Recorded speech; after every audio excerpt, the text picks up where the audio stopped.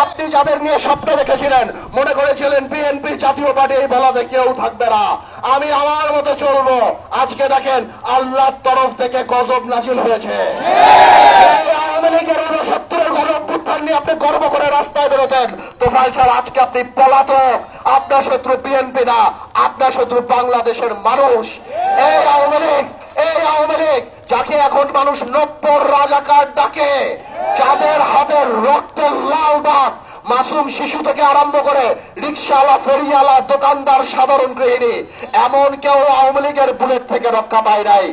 তোয়াল আহমেদ সাহেব দেখলেন তো আল্লাহর কি বিচার, এটা আল্লাহর বিচার।